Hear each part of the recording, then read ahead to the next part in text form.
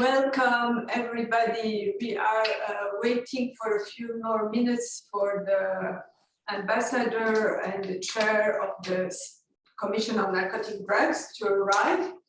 But meanwhile, I will start with some housekeeping issues, just to remind you that this webinar is being recorded and that there is interpretation for this session.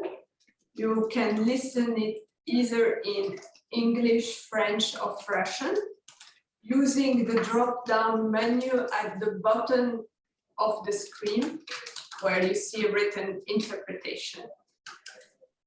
It is important to mute the audio channel original if you are listening in another language, so that you don't hear twice at the same time the interpretation. Also, you can see the instruction in the chat box. And yes, we are conscious of the very ambitious but very, very interesting lineup of speakers. So, we may not have time for the question and answer. So please use the question and answer box for questions so that the panelists can respond throughout the webinar.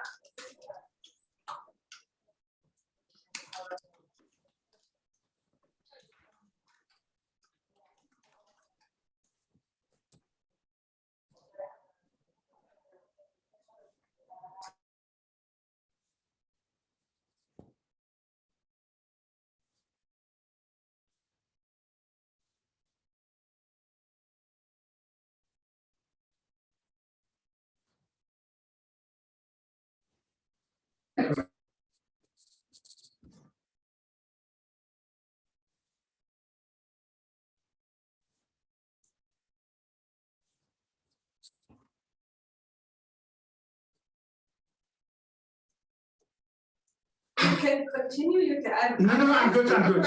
I'm in your hands. I already mentioned the housekeeping issues, which are not important for us. But again,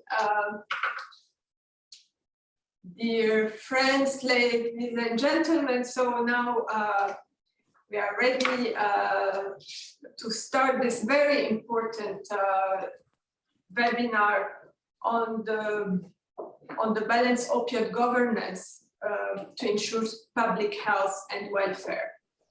I'm very honored to be here to say a few words before passing the moderation to the chair. I'm Mirella Doumarkhaï. I'm heading the civil society unit here in UNODC. And we work in direct supervision with the director of the Division for Policy and Public Affairs, Jean-Luc Demayeux. And you will be hearing also from Justice later on, who is also part of this division. The role of our unit is really to ensure that there is a constructive and effective participation of civil society in the intergovernmental meeting. And we also have a program that allows for capacity building for civil society. We organize workshop and training, and many of you have followed the webinar, which especially were many during this the COVID time, and allowed even further reach out to civil society. This session is organized with the Vienna NGO Committee, which is our main umbrella organization when it comes to work on issues related to drugs, and the International Organization for Hospice and Palliative Care. And obviously, I will in a few minutes, I will pass the floor to Ambassador Ghislaine Hopp that will moderate the session. I'm very pleased that many has registered, and I understand that there were over 300 registrations. And again, it's very timely event. following the Commission on Narcotic Drug initiative on Leave No Patient Behind. I personally remember 10 years ago when the issue was brought us to the Commission by NGOs trying to calling it through a campaign to make sure that cancer patients don't suffer any longer. At that time, it was completely new, or let's put it this way, not brought up to the attention of the Commission, and it allowed UNODC to reflect on the unintended consequence of the drug conventions. Since then, of course, many things happened. There were resolutions, and I really don't add more. I think there is a lot of interesting things which will be said. Thank you all again for joining. Yes. Thank you very much, Mirella, and apologies to everyone. Half of the traffic lights in Vienna were obviously against me, which explains that I am a few minutes late, but I would not have missed this opportunity for the world, and I'm delighted to see all of you. Good morning, good afternoon, good evening, wherever you may be. Delighted that there is such great interest in this topic. When we interacted with civil society in the margins of and during the 65th plenary session, I made a pledge that I would want to intensify the interaction from the chair with civil society, and I'm therefore delighted that there is this opportunity to do so, to do exactly that, and on a subject which is very dear, not just to me personally, but also to the country. I represent Belgium. In the ministerial declaration, as we all know, in the 2019 ministerial declarations, we were given a lot of work. We were given very specific topics to elaborate. We have a scope of 10 years to do that. And it was decided then that every year, one of the topics that are mentioned in the 2019 ministerial declaration would be of specific, would be highlighted specifically during the working year. During 2022, when Belgium and myself had the chair of the CND, we decided, in close cooperation, of course, with UNODC, but also with you in civil society, we decided that access and availability of controlled substances were going to be, are a focal point, of course, beyond the regular work of the Commission, are a focal point of the chair. And it is within that context of improving access and availability of controlled substances that we situate our joint call, which we launched on the first day of the regular session, a joint call to ensure that no patient is left behind. It sometimes concerns very simple things. I know that today's subject is on opioid substances, but part of the chair's initiative to leave no patient behind is on ensuring access and availability of good quality medicines, as simple as painkillers. It is something which quite a few of us are simply used to, that just we go to the cupboard and we take a good quality painkiller. That is not so obvious in a number of parts in the world. So although maybe we are focusing today on balanced opioid governance, still I do want to repeat the call that I launched together with Dr. Tedros, together with the President of INCB, Ms. Paradian, together with the Executive Director, Wally, the call we launched to leave no patient behind and to ensure that good quality controlled substances are made available under, of course, the appropriate governance and the appropriate international restrictive measures, but that we all, with civil society, we need civil society on this, to make sure that we make progress on the way of ensuring this access and this availability. Now, coming back to our topic of today, I'm really delighted that there is so much interest in this topic of balanced opioid governance. And I do not want to make it long. We have a lot of speakers. I would therefore welcome all of you, welcome the great interest that there is for this topic, and especially welcome the commitment from civil society, from our partners and co-sponsors, whom we know well and with whom I certainly intend to continue working very, very closely all through the year. May I welcome the panelists who have committed to contributing to our work today, and may I straight away move on to introducing the first two speakers, Felicia Knoll and Keith Humphreys. Felicia Knoll directs the Institute for Advanced Study of the American Hemisphere and Global Affairs at the University of Miami. She also served as the chair of the Lancet Commission on Global Access to Palliative Care and Pain Relief. She was the lead author of that commission's final report, and it is a privilege to have you intervening here as a panelist.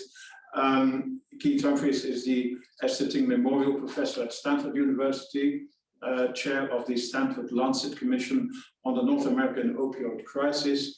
We all know the extent of that crisis, so very interested in hearing your insights on this. Previously, Mr. Humphreys served as Senior Policy Advisor at the White House Office of National Drug Policy. So may I ask now Felicia Knoll to take the floor to present the latest data, the essential package and the Lancet Commission recommendations. You have the floor, please. Good morning to you. Thank you. Good morning and good afternoon. Thank you, Ambassador. Thank you to the IAHPC. I have the pleasure of serving on the board as well. And thank you to UNODC. I will go straight to the presentation now. Are you seeing the screen all right? Yeah, we're good. Thank you. Wonderful. This is the cover of our report of the Lancet Commission. It shows you two women in Mexico that I met in the National Cancer Institute. The older woman, the grandmother, dying from cervical cancer with no idea of the words to use to explain her pain, yet receiving palliative care. Our Lancet Commission brought together 33 commissioners and 61 co-authors from over 25 countries. We used a diagonal approach to merge health system leaders, those who'd worked on global health, with palliative care specialists. And I take a moment to recognize and mention my late co-chair, Dr. Paul Farmer, who did so much to make this report and so much of what we do in global health focused unequivocally on the poor. We have 5 key messages in our Lancet report, and you can read them there. But I would say the bottom line for this particular group that's come together is recommendation number 4 on international and balanced collective action, being essential to achieving universal coverage of palliative care and pain relief by facilitating effective access to essential medicines focused on off-patent morphine while implementing measures to prevent non-medical use. I take a moment to speak to the personal. When I began working on this commission, what moved me, in addition to my work in the field with patients, myself being a cancer survivor in Mexico, was my own experience going back now more than 3 decades with my father, who died of stomach cancer in Toronto in 1984. And my experience of literally having to beg for the pain relief medication that he so desperately needed in the last few days of his life, when all he could do was squeeze my hand when I asked that if he was in pain. And myself, in the end, because the residents were uncomfortable administering that medication, helping him to take it, again, then at age 18.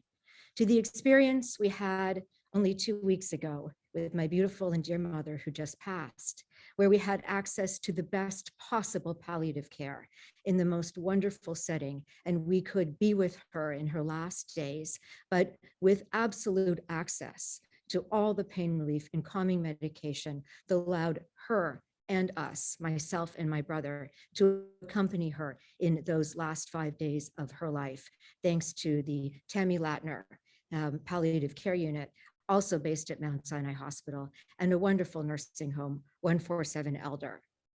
This is the reality 30 some odd years later in Toronto, in Canada. It is not the reality in our world.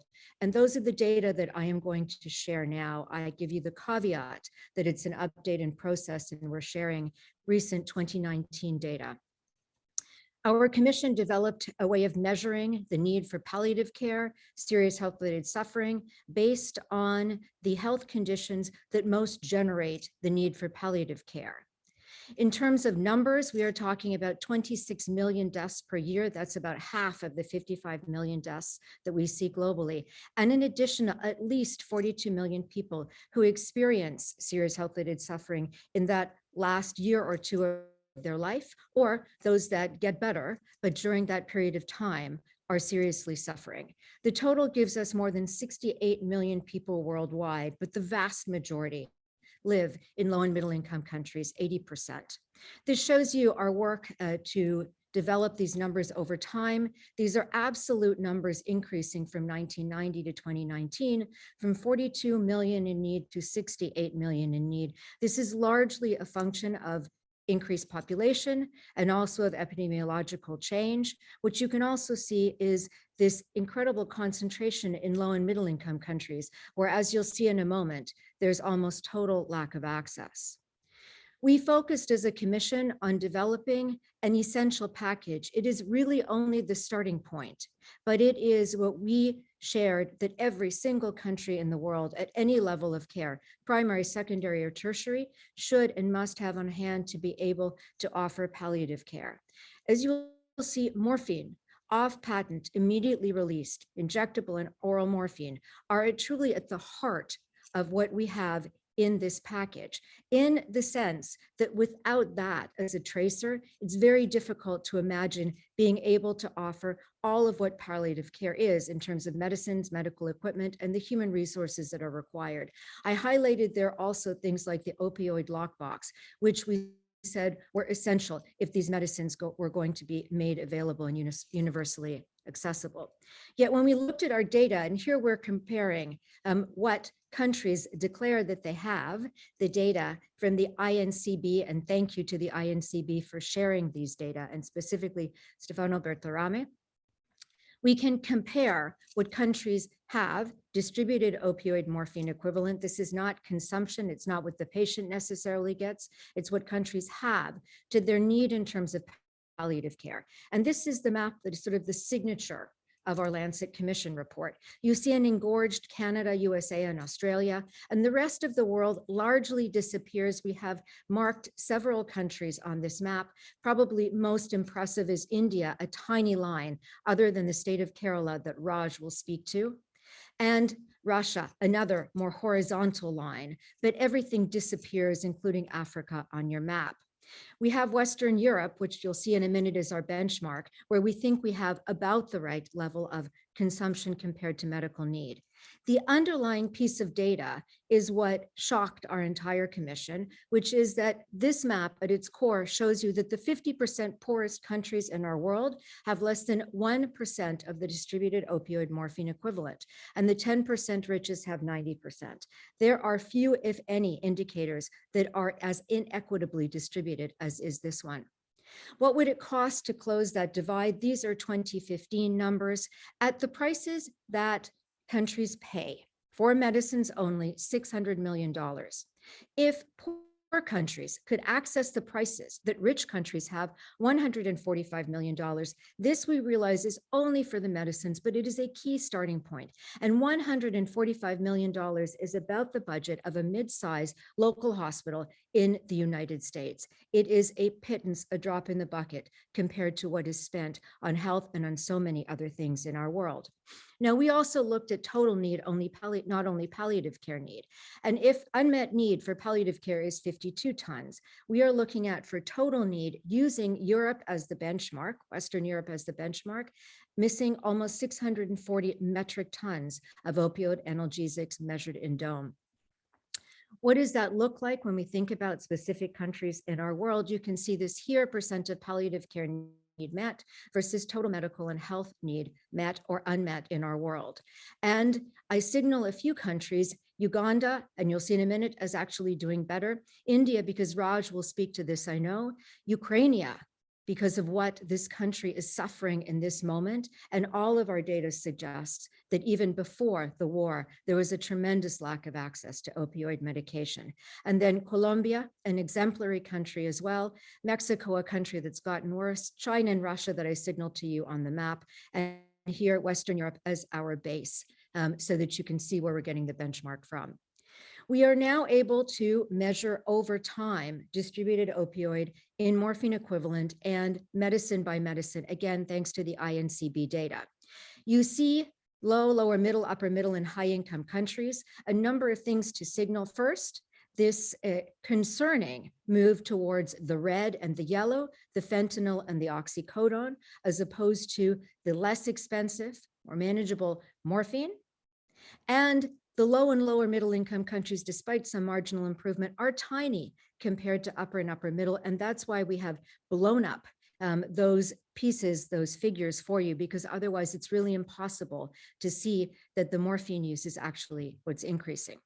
When we look over time, yes, things have got a little bit better compared to palliative care need, but are still pitifully demonstrating what is happening in lower middle income countries. We are not, under the best case scenario, if all of the distributed opioid morphine equivalent was devoted to palliative care, which obviously it cannot be, would only in upper middle income countries be able to satisfy 25%, or everything to get to the patient, which it also does not. Here is the over time, Uganda versus Chile. I highlight these for specific reasons. Uganda, with their very innovative policy around access to liquid morphine and using trained nursing staff to be able to help to access patients and prescribe to patients. And though we still see only 10 to 15% coverage, this is an incredible increase and does stand out in the Africa region. And then I highlight Chile also because we are working very closely with Pedro Cruz in developing a paper, because you do see this move towards fentanyl. You do see enough in the country to supposedly cover palliative care, but coverage in terms of insurance is only for cancer patients, leaving everyone else out. So there are two possible policy recommendations here to think about: better and more use of nurses and guaranteeing access to all in need. In our Lancet Commission report, and largely under the leadership of Dr. Julio Frank, who managed this part of the work, former Minister of Health of Mexico and president of the University of Miami, we looked by health system function, 4 countries, stewardship, financing, delivery, and human resources. And we asked the question, over and above what is required to achieve universal health coverage, SDG 3, and given that you cannot achieve either without access to palliative care and pain relief, what is the extra that countries need to do in order to be able to make sure that that component, palliative care and pain relief, of universal health coverage is possible? And we highlighted things like explicit inclusion in national insurance and social security, and guaranteeing public funding with specific budget allocations, and only beginning with our essential package, developing and implementing secure supply chains and ensuring prescription practices. And I'll speak in a moment a little bit more to human resources, because within this idea of a balanced approach being essential, and I know Keith will speak much more to this, we talked about adequate attention to medical needs of all patients and management and risk of non-medical use. We talked about, as a commission, monitoring the supply and marketing of opioids, preventing direct marketing of opioid medications to healthcare providers by pharmaceutical companies, ensuring that indications for use and prescription follow evidence-based practice. And we highlighted and insisted on the need for teaching and licensing of all health workers across the board, from nurses to faith counselors, by mandate in each country, include basic competencies in palliative care and pain relief as the core component of a balanced approach in order to be thinking about access, particularly to morphine at its core. On the global side, we relied heavily at the time on WHO opioid pain guidelines, both for children and for adults, and called on the need for these sorts of public goods to help to guide countries in this process. Yet I highlight that only a few years later, with pressure primarily from the United States, both guidelines were taken down just before the pandemic, when they were likely most needed. And we have seen one of them updated, the other still in process, which leaves our world, and did for several years, without this key public good that was evidence-based and likely, our opinion, should not have been taken down in the way it was.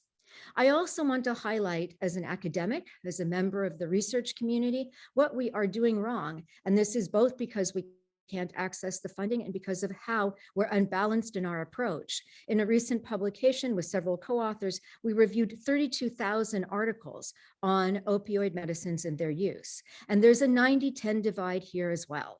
Only 10% of the literature that we could access focused on opioid access and pain disparities, i.e. the majority of the world and those who are poor, and 90% focused on opioid addiction and use disorder. Now, balancing this doesn't mean doing less on opioid addiction and use disorder, and that's why the commission led by Keith is so important. It means doing more on opioid access and pain disparities in order to achieve a balanced approach. Thank you very much for allowing me to share this, and I look forward to future collaboration and being able to close this global pain divide working with all of you. Thank you very much, Ms. Knoll, and belated condolences on the passing of your mother. We are now looking forward to Professor Humphrey's presentation, after which I will wrap up both presentations and then move on. But thank you very much, Professor Humphreys, please. Thank you. Thank you, Mr. Ambassador, and thank you to the organizers. I hope everyone can see these slides. I'm going to talk to you about how, starting from a very different position, our commission came up with the same view as the one that Felicia said so very well. Our commission was focused on the crisis in the United States and Canada, which is oversupply and addiction and overdose. And yet, we also agree on the need to expand palliative care in low-income countries. And let me show you how we got there. I'm just going to focus on the, I'm sorry, I just want to let you know first off that we were funded philanthropically. We had zero industry connections whatsoever, and we had the freedom to say whatever we wanted, and we did. So this is the main page of the commission at Stanford University, opioids.stanford.edu, which has everything there for free and explained in a lot of different ways. I'm just going to focus on the international recommendations today, but if you're interested in the total work of the commission and who was on it and what their backgrounds were, you can get it there. So I'm going to first start with how the opioid manufacturing industry initiated the opioid crisis in the United States and Canada, then move to how they are targeting the rest of the world now that they're being brought to heel in those two countries. And then last, why we need a non-commercial solution to the pain and palliative care needs in LAMI countries. So just to give you a sense of this is the very nice data that UN pulls together using standardized dosing across the world. Now, these are just wealthy countries. These are the countries that have generally sufficient opioids. And you can see the United States and Canada, an extreme outlier at the end. This was due to a 400% per capita increase in just 11 years in opioid prescribing in both countries. If you want to compare us to Europe, the United States, Italy, and France have roughly the same amount of population pain, and yet the US is way out there. So this wasn't because Americans are particularly in more pain. It was due to very aggressive promotion. This has been a tragedy for both countries.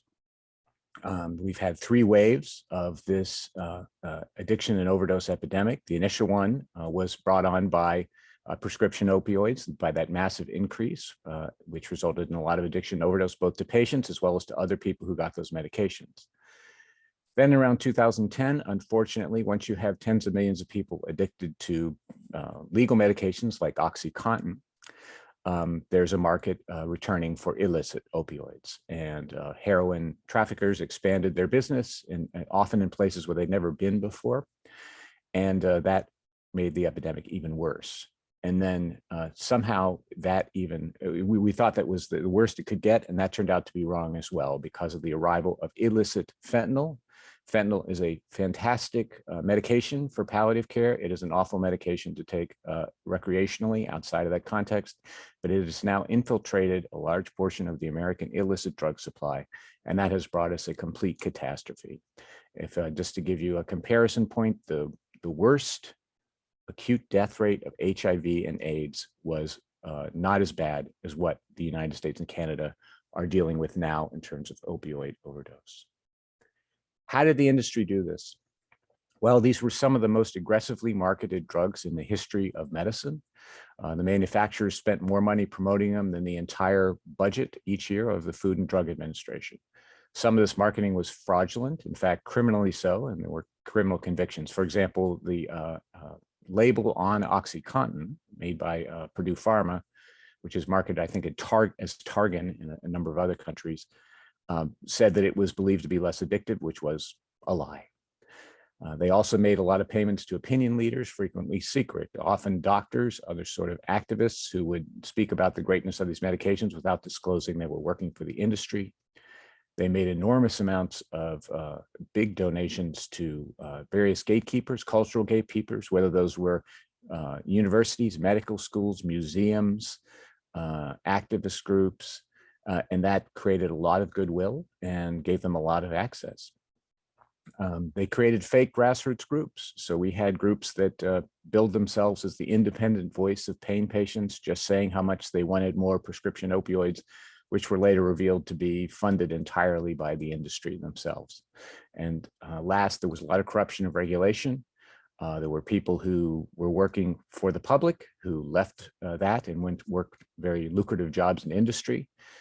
We had also the American campaign finance system is nothing to be proud of. There's a lot of opportunity to give a great deal of money to politicians, and that was done. And that also resulted in weak regulation.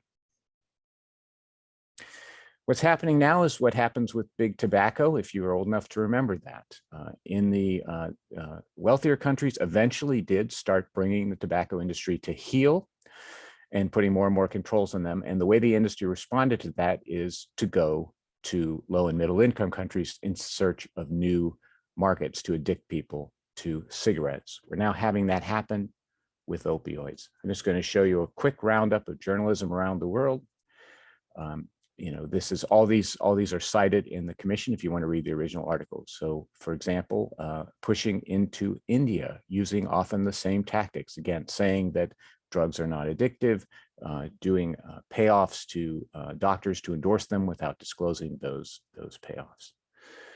China, same situation. This is an interesting story by Associated Press, which has covered this very well, of people actually just faking being doctors, wearing a white coat, going into hospitals and promoting the drugs. They're not even medically trained. They actually work for the industry. This is a tremendous series by the Los Angeles Times showing a worldwide plan by Purdue Pharma, which makes OxyContin, and spreading it around the world using, again, the very same tactics that are now illegal in the United States and Canada. And we're only just getting started, as a quote from one of the documents that was released in the lawsuit.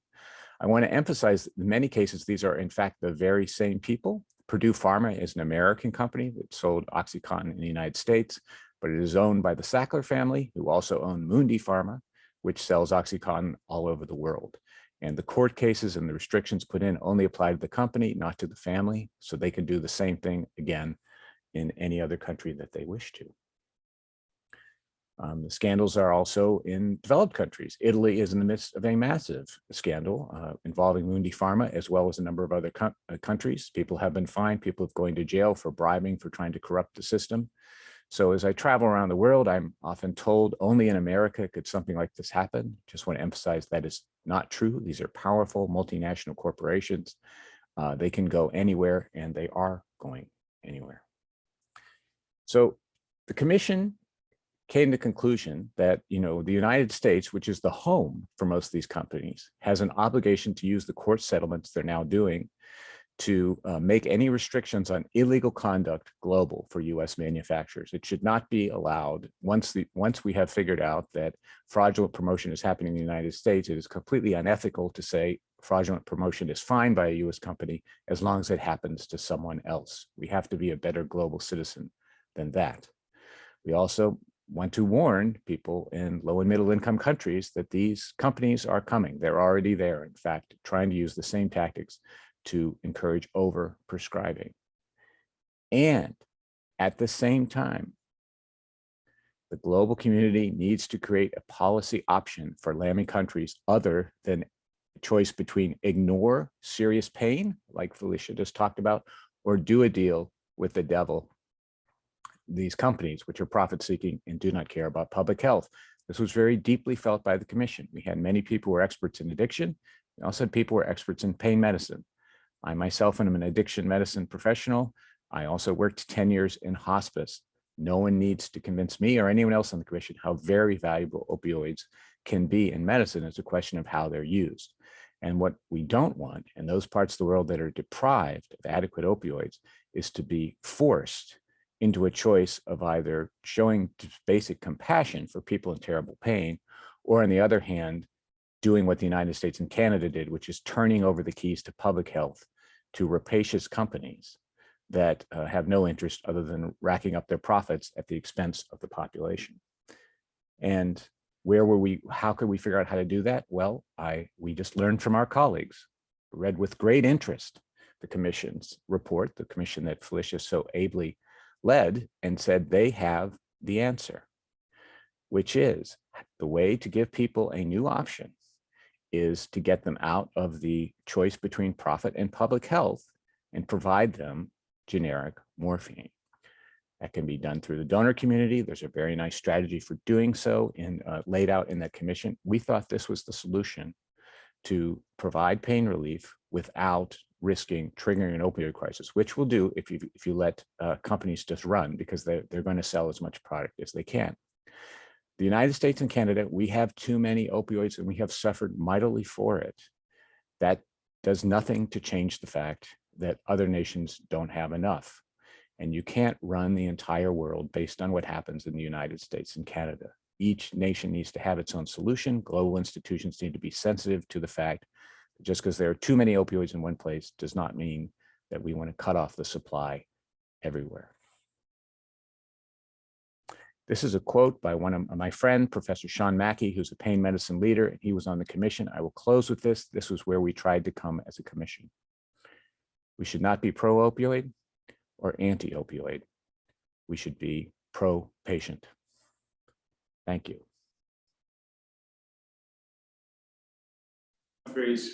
Thank you very much, Professor Humphries, and thank you very much, Ms. Knoll, for sharing with us your impressive academic research and the indeed sometimes very disturbing conclusions that you have to arrive at if you study the problematic in depth. And I take away, of course, it would be remiss of me to summarize what you have brought to the discussion, but I certainly take away the importance of the policy challenges that face us. You have both described the strength of some of the players in the field.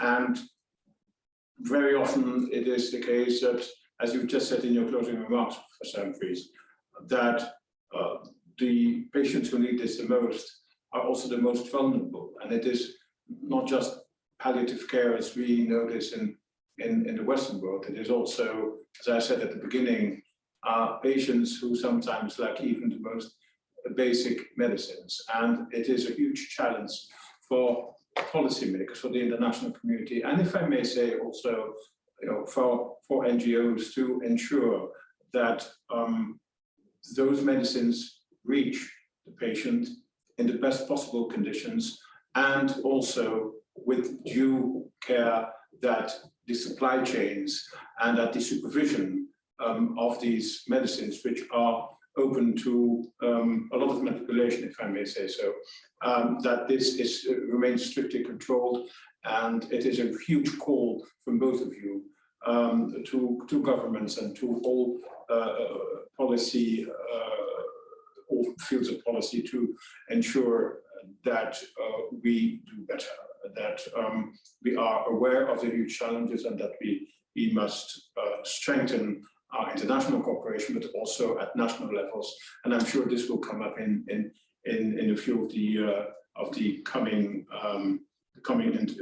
introductions. So thank you both very much for setting the scene and for being so clear in your recommendation and in your academic conclusions. May I now introduce both Maria Goretti Aneloglu and Dr. Rajagopal. Ms. Aneloglo is a legal practitioner in Ghana with special interest in human rights and drug policy reforms. You have been involved in advocacy and high-level engagement on drug use and the law. You have especially worked on the model West African drug law. So we're very interested to listening to your introduction. Followed by Dr. Rajagopal, who was already mentioned, Director of the Trivandrum Institute of Palliative Science, which is a World Health Organization collaborating center, and you're the founder chairman of Pallium India,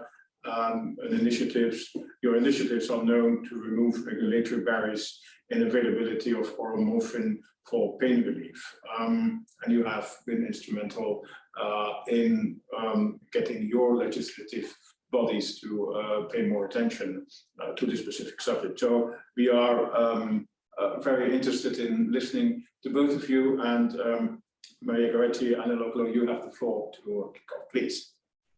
Thank you very much, Chair, and good afternoon, good evening to everyone. I'm particularly happy that this conversation has brought on board civil society to add our voice to this important conversation. So for the purpose of my presentation, I would like to speak briefly about the West Africa Commission on Drugs, model drug law for West Africa policymakers, and also zoom on the role that particular model law focuses in terms of access to essential medicine for pain management. So for the purpose of those who have not heard about the West Africa Commission on Drugs, this was put together by Kofi Annan because they saw that the sub-region had a drug problem. We're not just a transit zone, we're producing and consuming drugs. Now, in terms of the model drug law and why it's an important tool in terms of this conversation, the model drug law actually provides model legislative provisions and commentary to guide national law making or reviews. And it's actually based on requirements of the 3 UN drug control conventions, and also reflect other regional and sub-regional commitments like the ECOWAS, the AU commitments, and as well as reflect evidence-based practices that are best known. How was this developed? Basically, this was developed based on a regional expert meeting that was put together to establish a scope of the needs of West Africa. And also out of that meeting, a number of issues came up which were to be addressed by the model drug law. A lead drafter was then chosen who initially put this together, and then a round of consultations were also done regionally with external experts reviewing the draft and proposal. Then it came to the final round of consultation, and then it was basically launched in Dakar in 2018. If you look at this particular model, it focuses and it gives priority to essential medicine, which plays a critical role in the model drug law. And of course, this stems from the fact that during the Commission's research and case studies within countries, what they found out was that many countries import and consume very low levels of analgesic medicines, especially when compared to other regions. And this goes to also confirm some study that was done in 2018 by Axel Klein and other researchers, including myself, that what we found on the ground was that there were quite very low consumption of medicine and analgesic medications for pain management. What we also found that we also observed was that consumption rates of these most widely used medications like morphine was quite very low. And of course, this was also confirmed by the study that was done in Africa on scarcity and excess of pain management medication in poorly regulated markets. Clearly, you can see that a lot of pain goes untreated, especially with our work that we did on the ground. This was particularly worrying because of the fast rising need of palliative care, given the high numbers of HIV infections and the fast growing number of cancer patients across the country. Now, if you look at this issue deeply, the explanation were quite striking because what we found out was that between supply and demand, the issues were a little bit complex. One of the explanations provided by healthcare practitioners in the tramadol study conducted in selected West African countries was that because of the opioid phobia among medical professionals, and also the fact that healthcare practitioners who want to use morphine are faced with a lot of obstacles and shortages and constraints, making it very difficult for access in terms of pain management. Because of these and many other challenges, many countries in the region are therefore struggling to catch up with establishing palliative care to meet the needs of new cohorts of patients. The other observation was that these challenges were often driven from the regulatory frameworks that have been imposed by the International Control on Drugs that are deemed to have an abuse liability. And other also argued in terms of the study that we did was that in terms of the public health dimension, where the international control system impedes proportionate supply of analgesics in terms of specifically for Africa. Now, further to this, there's also that sociocultural explanation that looks at, attitudes towards pain, especially medical interventions and then class relations.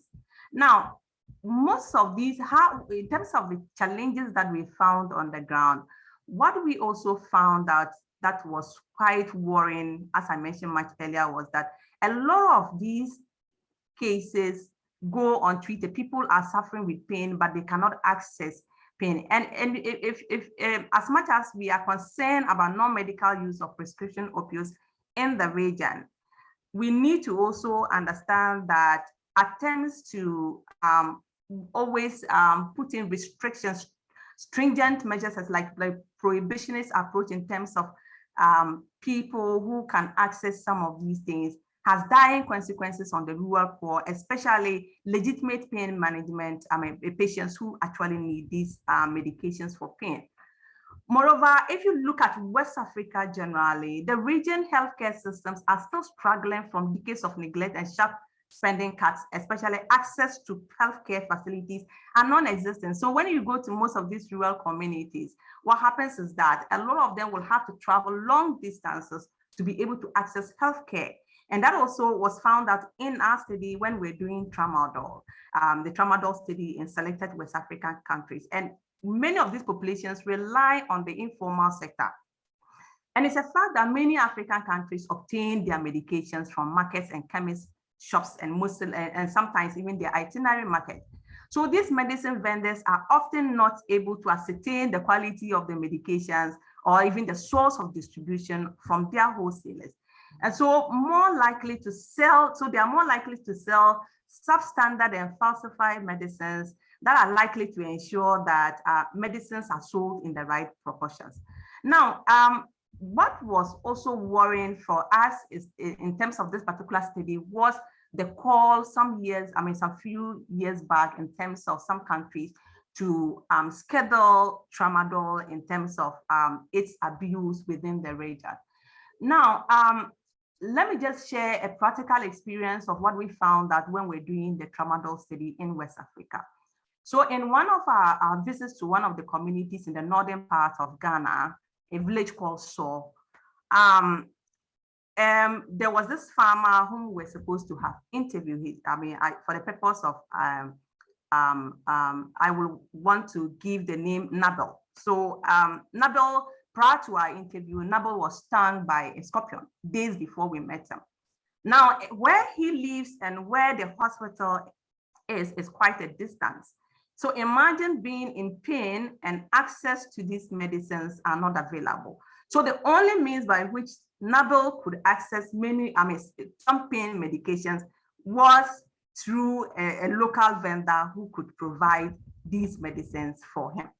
Now, Nabel procured tramadol from a local chemist, and that was how he was able to address the issue around pain in that particular instance, because there was no doctor, there was no hospital, there wasn't any means by which he could have moved from where he's located to the nearest hospital for that, because that was quite some kilometers away from that.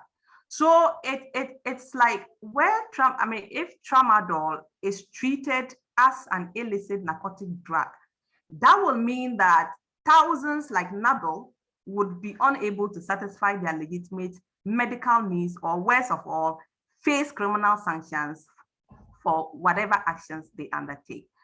So if we begin to treat these issues, we need to have a balance in terms of how we regulate some of these medicines, because many parts of Africa and many parts of West Africa, where I come from, the rural poor are really struggling in terms of satisfying their legitimate medical needs when it comes to pain management. And so we need to begin to look at how we can balance these things so that it doesn't have an effect on the rural poor. Just like the example I gave in terms of Nadol, that means if we are to schedule tramadol, that will mean that people like Nadol and many others will be treated as criminal, and when in actual fact, their conduct or their legitimate behavior does not suggest that they are actually criminals, but that access to some of these things are readily not available. Now, what we need to also bear in mind is that Africa must begin to look at its drug policy issues from a multifaceted approach that is people-centered and public health-oriented. So we actually recommended that each country needs to set up an expert committee of doctors, psychologists, drug service professionals, civil society organizations, and more importantly, affected populations, especially people who use drugs, pharmacists and researchers, to regularly advise governments and ministries of health and drug enforcement agencies based on the scientific and global best practices and evidence that is available to help address some of these things. We need to begin to look at the issue, not taking steps not by reactions, but of course we need to be informed by the realities on the ground and not looking at the issue, because I've seen countries where certain reactions are taken based on like their reactionary policies we take, other than looking at what the problem is. If you look at West Africa, for instance, a lot of the health facilities are not well developed. For instance, I take my village where I come from. You need to travel such long distances to even be able to see a doctor to be able to attend to you. So in drafting these policies or in trying to come out with some of these policies, we need to be mindful of the issues that pertain to certain particular areas. Otherwise, if we want to take decisions that are reactionary, sometimes we end up putting the burden on the rural poor. I also believe that as a continent, we need to also have the political will to be able to review our laws and make room for some of these things to be addressed, especially the need to decriminalize drug use and put in place harm reduction services so that we can, people who actually need these services will be able to do so without fear of arrest. It's also my view that we need to begin to include the most affected populations in our policy formulations in terms of consultation processes, because doing so, we get to understand the main problem on the ground, what needs to be done, what needs to be addressed in terms of the issue, because we cannot continue to arrest our way through the problem. We need to put in place a comprehensive approach in terms of controlling these substances or controlling these drugs and their availability for pain management. On this note, I want to end here, and then when there are questions, I will duly address them. Thank you very much. Thank you very much. Thank you very much for your experience straight from the field, but also for your insights in how policy should develop. Thank you. That's very valuable. Dr. Rajagopal, please. Very eager to listen to your intervention now. Thank you. Thank you very much.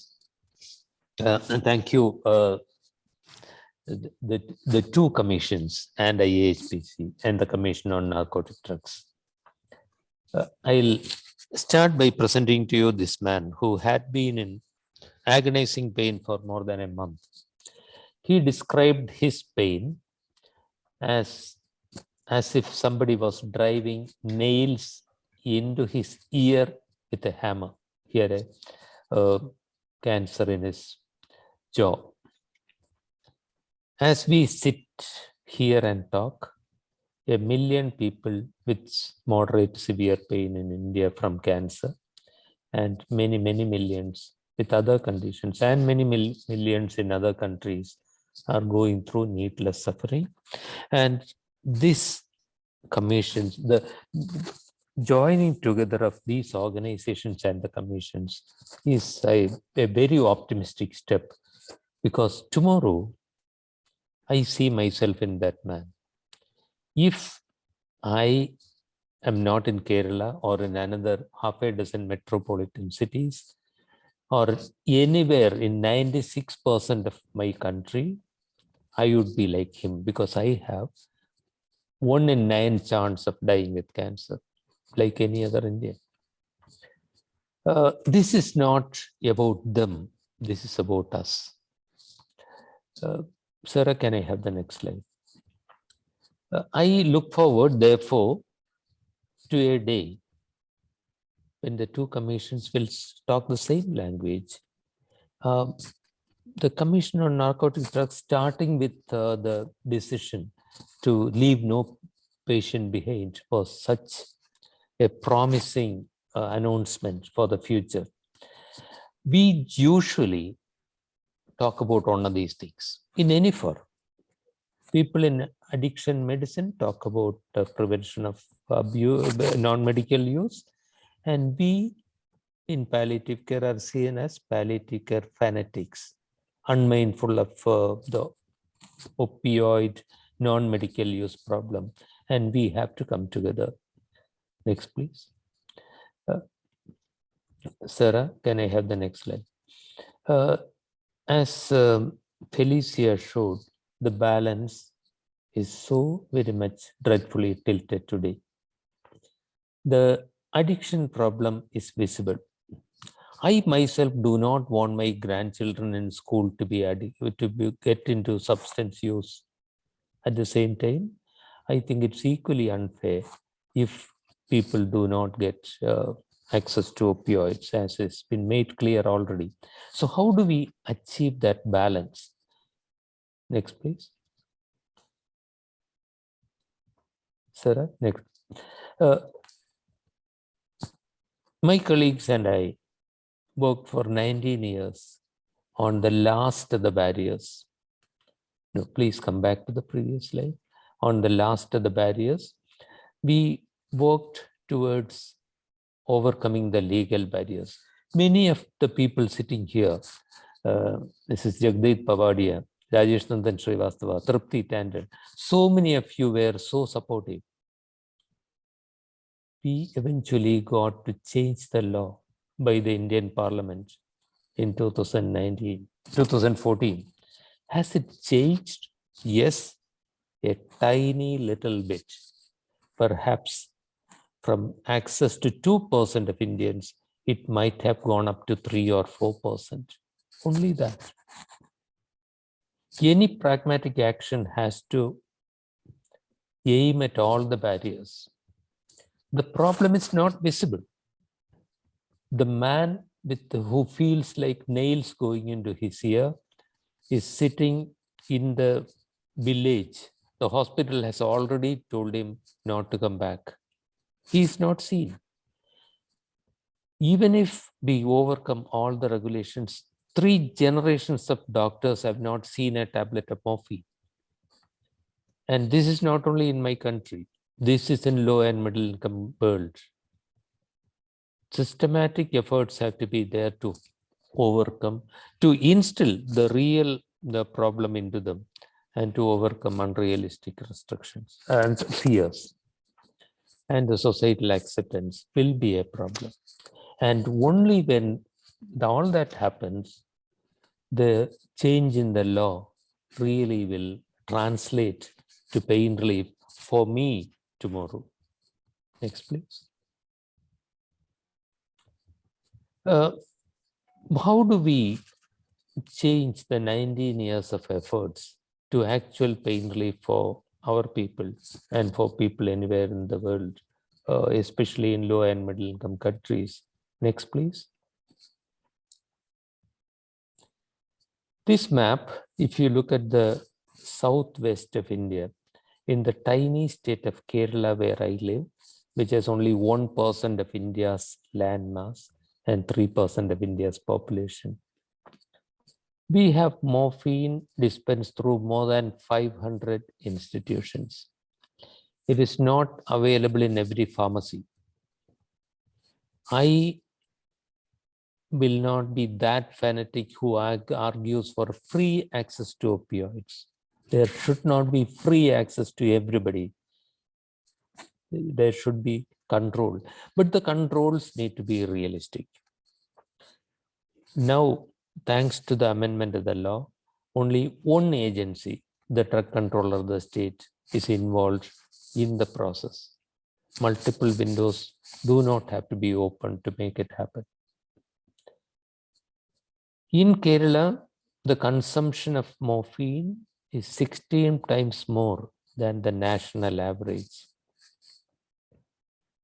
Is that enough for us in Kerala to boast about? Unfortunately not. We still have not overcome all the other barriers. It is 16 times more than the national average, but it is only 1/5 of the global average. It is only 1 in 150 of what would be considered near ideal as in Western European countries. We have a long way to go. But I do believe, nevertheless, that the progress in Kerala has several points that we can learn from for the future. Next, please. If we are to achieve that balance, we need to go to the people. I treasure a song by the Maori people of New Zealand who ask, what is the most important thing in the world? It's the people, the people, the people. If we sit together and talk at webinars, we do not reach them. Next, Sarah, next slide, please. We need to have their voice heard. A Booker Prize winning author from India, Arundhati Roy, says there is no such thing as the voiceless. There are only the deliberately silenced or the preferably unheard. This man is preferably unheard. He is deliberately silenced by the fear of substance use. It is inconvenient to hear him. It's inconvenient to hear his cries. That's why he is asked not to come back to the hospital. That's why he suffers those nails being driven into his ear. Unless their voice is heard, things will not change. Next, please. And these are my two messages about what we need to do. The principle of balance should be a matter of joint advocacy. The Lancet Commission for Opioid Governance and the Lancet Commission for Access Abyss should speak with the same language. I hope Felicia and Keith, someday we'll have a joint statement from both commissions together, arriving at common ground, and then we will have a global plan for advocacy. This has to be a systematic plan to reach the people where they are when this message is needed. And my final message, why did we achieve 16 times more of coverage in Kerala than the national average? That's because it was not done by doctors or nurses or politicians or drug controllers. It was done by the community. In 2018, the Astana Declaration asked all member countries to give control over healthcare to the community. This is what we did even to the opioid governance in Kerala.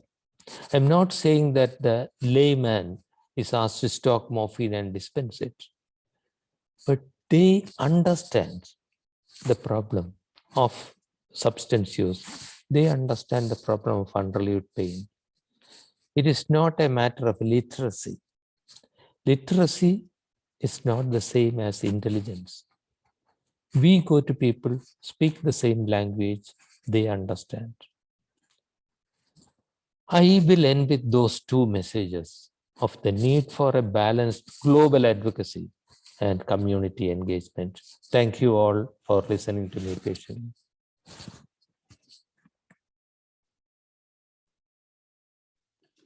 Thank you very much, Ms. Anne-Logan, Dr. Rajagopal, for your very moving messages, which have come to our hearts, and for pointing out to us what the problem of opioid governance, or more generally of availability of non-availability of substances, what are the effects on the ground in your respective countries.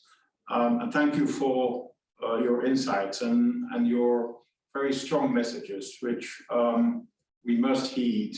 A message of, as you said, balanced, strong advocacy, of engagement of all policy levels, but also of the community, and of putting the people first. That is also very much the message which our initiative to leave no patient behind aims to promote. So let us join forces on this, and thank you very, very much for your two very strong testimonials.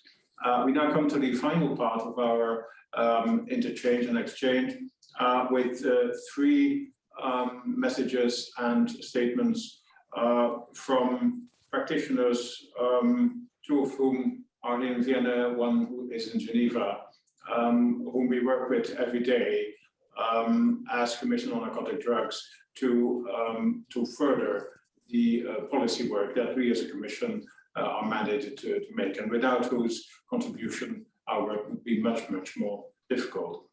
May I first introduce Dr. Justice Tetty, who is the Chief of the Laboratory and Scientific Section of UNODC, working in the Division of Policy Analysis. I had the privilege of visiting Dr. Justice Tetty in his laboratory. I pledged to go back, by the way, and I will certainly do so, Justice. You're doing really sterling work, and not just in analyzing, but in setting up standards, recognized standards which can help all the practitioners in this field. So we're very interested to listen to your remarks, followed by Gilles Forte, who is the Head of Special Projects at the Division for Access to Medicines and Health Products at the World Health Organization in Geneva, also a very familiar face during the Commission on Narcotic Drugs sessions. Thank you for your introduction in a few moments. And finally, Mr. Mark Cahoon, who's on the screen, who is the Secretary of the International Narcotics Control Board. Again, a key ally of the Commission on Narcotic Drugs. So three key allies, and let's start with you, Justice Tetty, with your remarks. Thank you. Thank you very much, Your Excellency Ambassador Diop, and thanks to Felicia, Keith, Marie, and Raj for the very powerful messages. Felicia reminded us that disparities in access to essential controlled medicines around the world continue to deny relief to patients in severe pain. She also highlighted that access to pharmaceutical opioids in low and middle income countries, which, believe me, are home to 84% of the global population, is only a tiny 1% of the situation we find in high income countries. Now, those of us who have been following this subject recall the 2018 Lancet report and how this added a powerful voice to the special reports of the International Narcotics Control Board which highlighted the dramatic situation globally when it comes to management of pain. I strongly believe that the Stanford-Lancet report is indeed timely and a necessary complement to the 2018 report. Now, colleagues, epidemics of overdose deaths associated with powerful synthetic opioids, such as fentanyl, are not new. In the 1970s and the 1980s, products containing fentanyl and its analogs appeared on illicit drug markets and became notorious for accidental overdoses. Historical precedents point to the effectiveness of measures such as improved prescribing practices, medical education, and a strong regulatory and enforcement environment in addressing the opioid crisis back in the 1970s and 1980s. Unfortunately, we have witnessed how the misrepresentation of science by industry, miseducation, and the erosion of safeguards can lead us back into another crisis. But we should also be mindful of the risk of overcompensating for the erosion of safeguards. On this note, I would like to comment on one of the recommendations by the Stanford-Lancet report, and it is on the dual nature of opioids. The Commission recommends that this dual nature is taken into account when it comes to drug regulation, prescribing, and opioid stewardship. I tend to agree. The class of opioids have been described in layman's terms as good medicines and bad drugs. Their importance in medicine, especially in managing pain, is well established. But so is the potential for dependence, tolerance, and incidence of overdose deaths due to dose-related suppression of respiration. Now, the schedules of the 1961 Single Convention on Narcotic Drugs recognize this dual nature of opioids, and the schedules aim at achieving that balance between availability and access for medical use, whilst preventing diversion or illicit manufacture for non-medical use. This science-driven process of scheduling is a means of defining this balance. However, there is a misconception that scheduling is about prohibition, and hence a signal to lock the medicines cabinet and throw away the keys. This misconception affects availability and access for those who genuinely need opioids for medical use. It is important to keep the discussion of scheduling, preventing diversion, and access to medical use closely interlinked to fully realize the aims of the conventions. Let's follow the science.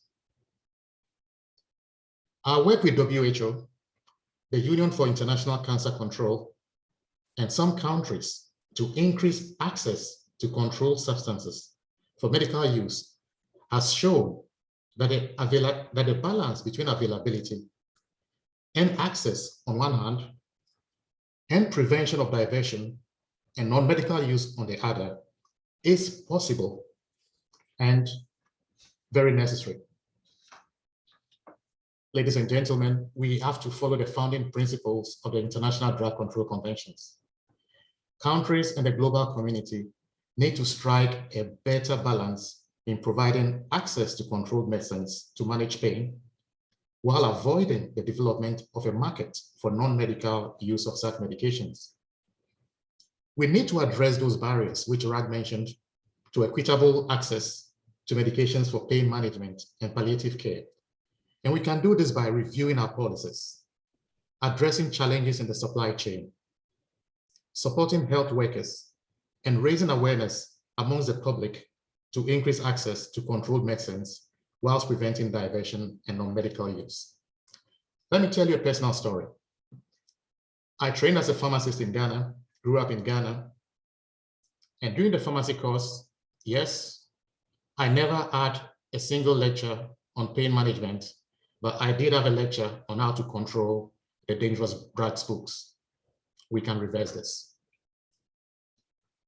At the 65th session of the CND, UNODC, together with the WHO and INCD, and led by Ambassador Diop, made a call for action to ensure that national systems improve access to controlled medicines.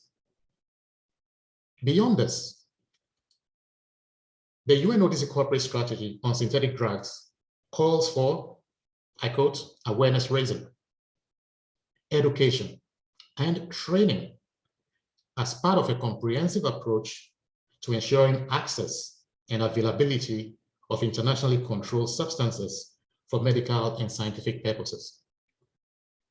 It also calls for improving rational use of controlled medicines while preventing their diversion and abuse.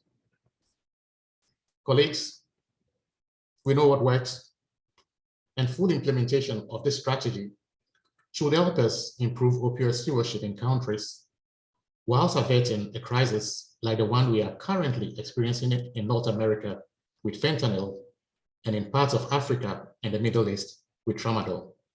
Thank you, Ambassador Diop, for this opportunity. Thank you very much, Justice, for your statement and your very clear messages, which are very helpful in our joint call and in our global work indeed. So thank you again. Over to Geneva, to Gilles Forte.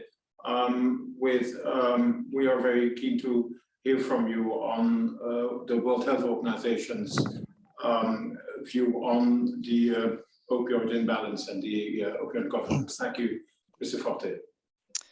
Thank you, Mr. Chair, and we thank the organizers of this meeting, very important meeting, for inviting WHO, the chairs of the two commissions, and also all the speakers who have been really doing a great job in sharing the very, very strong messages today. WHO is very concerned about the persistent barriers to the availability of controlled substances for medical and scientific purposes.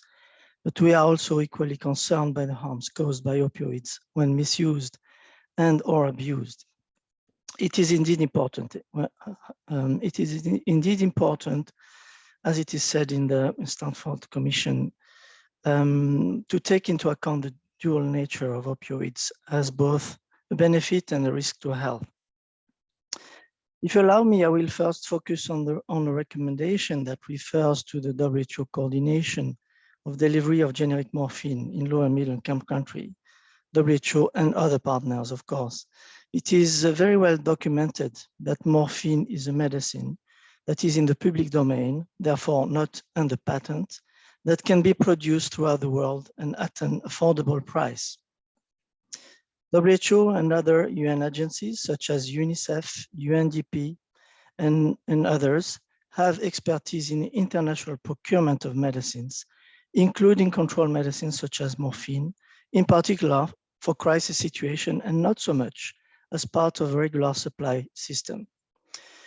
There are also some pool procurement mechanisms like the WHO PAO Strategic Fund and other regional mechanisms, such as in the Caribbean countries, that could also be used for the procurement of generic medicines at affordable price. For information, the WHO PAO Strategic Fund for the Americas in 2021 has only received requests for procurement of morphine for only 4 countries. And as a group of interested parties and as actors, it will be worth exploring how more procurement through the strategic fund could be encouraged. So international procurements, as recommended in the commission, by the commission, can be very important to ensure more availability of controlled medicines, including opioids. But sustainable availability of access to medicines in countries, including morphine, depends also on a series of critically important interventions, some of which are highlighted in both commissions. WHO, other international agencies, the civil society, and countries are all involved in addressing those interventions to tackle barriers to access to opioids. And only by joining and coordinating efforts as you said, Mr. Ambassador, we will be able to have a significant impact on those barriers. These interventions that we need to, let's say, intensify have been very well documented in a number of reports in many occasions. And there is no harm for me to just repeat them briefly. So number one, it will be important to carry out advocacy and capacity building on evidence-based information on medicine's efficacy and safety. And WHO continuously work on updating the model essential medicine list. And we do provide support to countries, particularly low and middle income countries, for the development of national essential medicines list. It is encouraging to note that so far, about 130 countries in the world out of the 194 member states of WHO have morphine on their national essential medicine list. So there is a good basis and good potential for expanding the work around selection of evidence-based opioids. Number two, intervention, advocacy and capacity building on good practices for prescribing and dispensing for physicians and pharmacists in the public and in the private sectors. There are also WHO clinical guidelines and country protocols that are available and could be promoted more intensely and used in country in order to ensure more appropriate clinical use of controlled medicines and opioids. Number three, a critical element, which is appropriate quantification and estimation of needs based on agreed therapeutic protocols. This will be key in order to ensure that we have accurate information on what needs to be procured and supplied. And this should be tailored to country needs. In many countries, the demand at the moment is based on historical consumption that do not reflect the real needs anymore and can lead actually to severe shortages.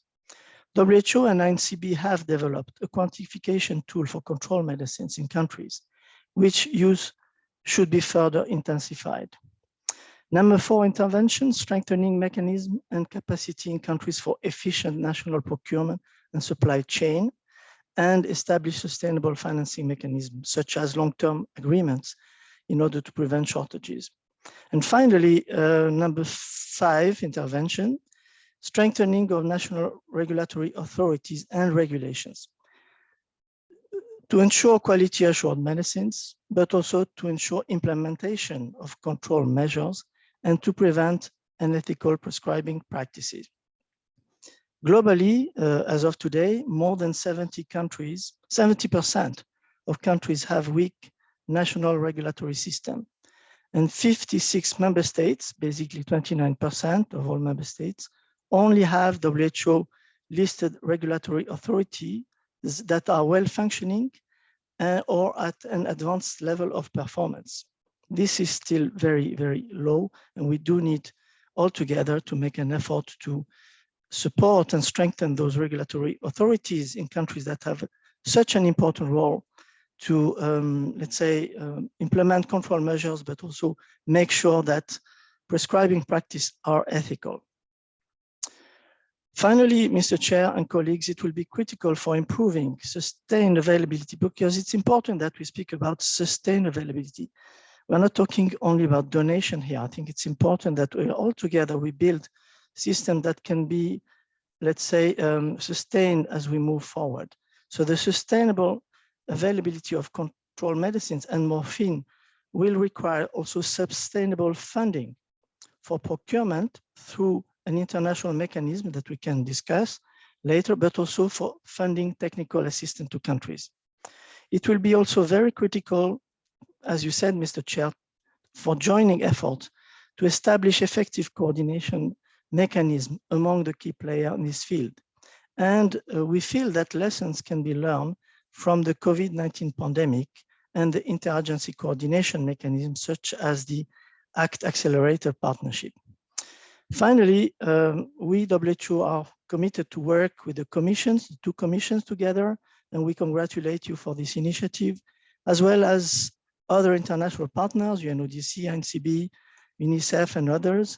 The civil society, of course, which is a key partner in this field, and the member states, and explore how we could join forces for the implementation of the Commission's recommendations. I thank you, Mr. Chair.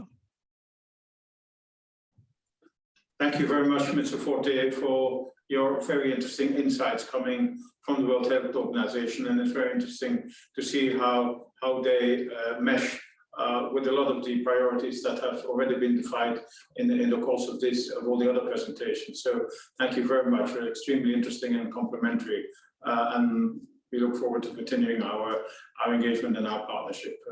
The final speaker today is Mark Ahoun, who is the Secretary of the International Narcotics Control Board. Your work has been mentioned already a few times during these presentations, so without further ado, you have the floor. Thank you. Thank you, Ambassador, and it's a pleasure to join this webinar, and I would like to begin by thanking VNGOC, UNODC, and IAHPC for organizing this important discussion and for inviting INCB, which, as you're aware, has a central role in the international control of opiates.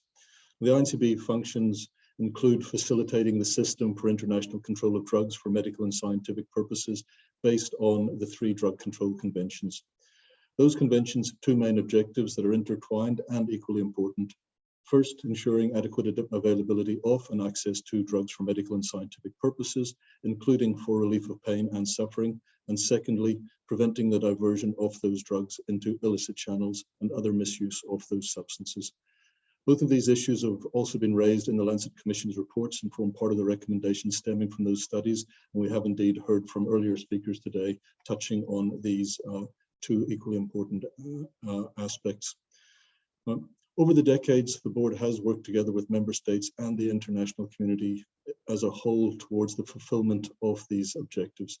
Now, the board's focus on the availability of opioids through monitoring trade and the supply of and demand for opiate raw materials and opiate end products. It also works to prevent diversion into illicit channels through various monitoring mechanisms and specialized programs. With regards to the objectives of ensuring adequate availability, the board has also taken part in special studies on availability and advocated for a more equitable global distribution of internationally controlled drugs. In these efforts, the board has often collaborated with many of the organizations present here today, for which I thank those organizations. Now, these efforts have built on the findings presented in the board's annual reports, and technical publications have been included, global surveys and studies of the board's special publications on availability, most recently in 2015 and 2018. The board is again preparing a similar publication as a supplement to its 2022 annual report, due to be published early next year. In preparing that report, the findings of the Lancet Commissions and also of the perspectives of various stakeholders in areas such as opioid dependence, governance, simplified procedures to ensure availability during emergency and crises, as well as the ethical use of medicines, will all be considered in the preparation of the document. The board will be disseminating questionnaires which will provide it with further insights into the patterns of consumption, trade, availability, and various other issues facing member states and regions, as well as on global developments in the production and use of narcotic drugs and psychotropic substances. We are pleased that NGOs will have an opportunity to share their perspectives with the board on this topic, and I would like to take this opportunity to thank VNGOC for enabling the board's engagement with civil society. Over the year, the board has also published and contributed to a number of declarations, statements, and public calls for action. Most recently, as mentioned by Justice, the joint call to action made with the chair of the Commission on Narcotic Drugs, UNODC, and the World Health Organization at the recent meeting of CND. INCB is also engaged in other awareness-raising efforts, both individually and with other stakeholders within and outside of the United Nations system, to highlight some of the pressing issues in this respect. On behalf of the board, I would also like to thank partners present here today for your collaboration in these efforts. Now, in carrying out its mandates, the board manages the system of estimates of licit needs for narcotic drugs and the system of assessments of licit needs for psychotropic substances, as well as the systems of monitoring trade and annual statistics on the manufacture and use of other controlled substances. The board closely monitors and oversees the international movement of these controlled substances and takes measures to ensure that risks of diversion are minimized and that the availability remains at the level of estimated requirements. This includes detailed procedures for approving estimates and assessments, collecting quarterly trade data, and for annual statistics on cultivation and production, supply and demand, manufacture, trade, and use of controlled substances, and alerting member states of possible risks of diversion or possible shortages. And through INCB learning and in cooperation with WHO, we are working to build the capacity of national authorities to estimate their illicit requirements of these narcotic drugs and psychotropic substances so that estimates more closely match the actual medical and scientific needs. In fact, an online learning module on availability is currently being finalized under the INCB learning program. And this learning resource should be available later this year to competent national authorities and other stakeholders. With regard to the objective of preventing diversions into illicit channels, the board has recognized and highlighted in its key publications risks that include opioid misuse, overconsumption and overprescription, growing and rapidly changing substance use disorders, including among the older generations and exacerbated by the COVID-19 pandemic, training deficits and other areas where competent authorities need assistance, regulatory framework issues, and constantly evolving threats and challenges to the efforts of law enforcement authorities. While those issues focus primarily for the need for action in the illicit sector, we cannot ignore the last point, that is the increasing threat posed by organized crime and drug trafficking organizations in this area. Criminals and organized crime groups have recognized the opportunity posed by the rise in opioid misuse, and we are seeing an unprecedented rise in illicit manufacture of opioids, particularly fentanyl, and the appearance of falsified medicines in the marketplace. And with over 75,000 opioid overdose deaths reported in 2021 by the United States alone, the growing public health threat posed by these substances cannot be underestimated or ignored. Now, INCB contributes to efforts to prevent and minimize this risk through its Global Rapid Interdiction of Dangerous Substances Program, known as GRIDS, which includes the Global Opioids Project, Project ION, and its related public-private partnerships for voluntary cooperation with industry. Now, there isn't time to go into specific case-related information in this forum. It is important to note that in the first quarter of 2022, INCB has facilitated the exchange of information and development of intelligence related to over 350 opioid-related seizure incidents communicated through the board's IONIX platform by competent national authorities. These numbers are concerning and serve as an indication of the scale of this threat to society. In this regard, it's also important to recall that the recent session of the Commission on Narcotic Drugs under the leadership of Ambassador de Heup adopted the board's recommendation to place 3 fentanyl precursors under international control. Now, in closing, as the world becomes ever more interconnected, increased multilateral cooperation is required if the objectives of the International Drug Control Conventions, as well as other multilateral objectives, are to be realized. The Sustainable Development Goals, of which the INCB contributes to several, most notably Goal 3, Good Health and Well-being, and Goal 16, Peace, Justice and Strong Institutions, require a truly multilateral engagement of international, national, regional, civil society, private enterprise and citizens organizations. The Secretary General himself has highlighted this on many occasions. INCB is committed to remaining an active contributor to global efforts in this regard, and to continued multilateral collaboration to achieve the dual roles of the International Drug Control Conventions, availability of drugs for medical and scientific purposes, and prevention of their diversion into illicit channels and misuse. INCB is pleased to contribute within its mandate to the initiatives and activities such as this webinar today. Thank you very much. Back to you, Ambassador.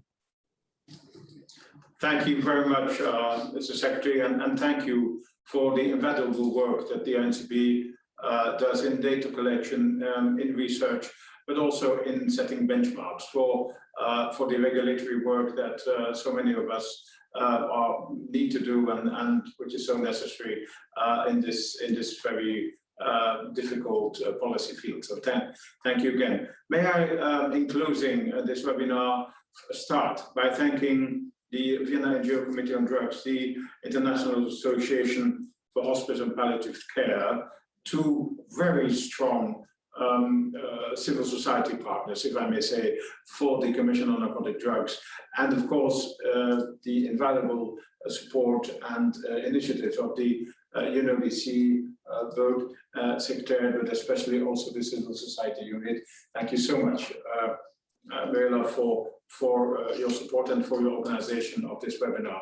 I think I can conclude by saying that this has been, for all of us, a very enriching hour and a half, where we have learned from each other. We have listened to the various expertise, but also the very strong messages that have been put by all of you. We are aware that this is a very serious challenge, a challenge of, as I, as chair of the CND would put it, of leaving no patient behind, but a challenge to all of us. I am very grateful to those contributors from academia for setting the scene, but also pointing out where policy should focus much more strongly. And I think that has also been clear from your interventions. I'm extremely grateful to those of you who work in the field and who have given us also two very personal examples, a sense of how important it is that the work we do in our offices or behind our computers can help alleviate the suffering of so many people. The activity of NGOs, of activists, but also of all of you who voluntarily give their time to make sure that patients are not left behind, and that we try and make more substances more easily available, is also invaluable and has also been highlighted. But let us be clear. The challenges are huge. They were pointed out. There are regulatory challenges. There is the need for very clear policy commitment by legislators, by governments. There is the huge influence of the private sector, as was also pointed out, which maybe we should have highlighted even more, because they are a key player, not always to the good, but can be a player to the good. There is a huge sector of the charities and the philanthropic sector, which is also maybe an element we should keep in mind. So there are still various elements which we can certainly address on next occasion. But let me close by repeating a double joint call. First of all, the call which indeed I launched together with INCB, World Health Organization and UNODC 2 months ago, to ensure that access and availability are put on the agenda, and that we move forward towards the goal of not leaving any patient behind, especially those most in need. So I repeat this call, and I will continue repeating it as long as my mandate runs. And also mention another important joint initiative that was also actually alluded to, the joint global initiative by the World Health Organization, UNODC, and the UICC, which I think in Ghana in particular has seen its first pilot schemes take form, aiming to lead a coordinated worldwide response of states to improve the management policies and procedures related to access, especially pain medication. There are very, very many good initiatives. It is our responsibility to further the worldwide awareness that this is a key problem of suffering, individual suffering, suffering of groups who very often are left behind. So let us all work together to ensure that this suffering is addressed properly and swiftly, and that we generate more interest and more awareness for this. I thank you for your commitment. I thank you for your participation, and from Vienna, wish you a very good rest of the day, and especially every success and courage as you continue your valuable work. Thank you again for taking part. Bye-bye.